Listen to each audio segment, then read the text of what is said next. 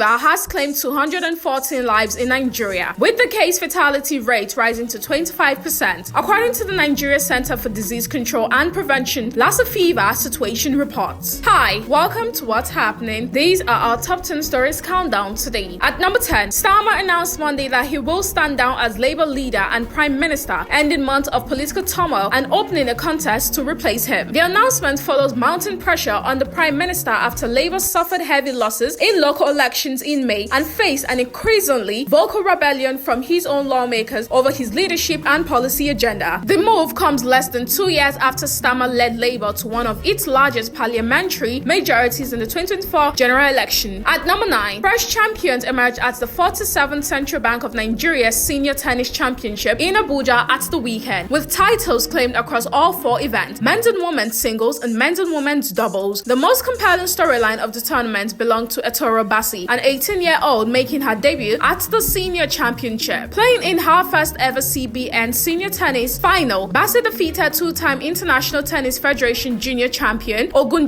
success to 2-1 to clinch the women's singles title in an impressive display of composure for a player fresh out of the junior ranks. At number 8, Katsina State Governor Diko Rada has extended the offer of automatic employment to indigenes of the state who graduate with first-class degrees from higher institutions nationwide. The news agency of Nigeria reports that Rada announced this on Sunday during the grand finale and award representation of the Maiden Katsina State students, week held at Bayero University, Kano. The governor said the initiative was designed to attract the brightest minds into the state civil service and strengthen its capacity for effective service delivery. At number 7, the Ogun State Police Command has commenced an investigation into the circumstances surrounding the death of a former Ogun State television broadcaster, Kiton Oyesiku, and her security guard at her residence in Iyana Agodo Village, Owode Egba area of the state. The command, in a statement by its public relations officer Olusheyi Babasheyi, confirmed the incident on Sunday. According to Babasheyi, a resident had raised an alarm over suspicious movement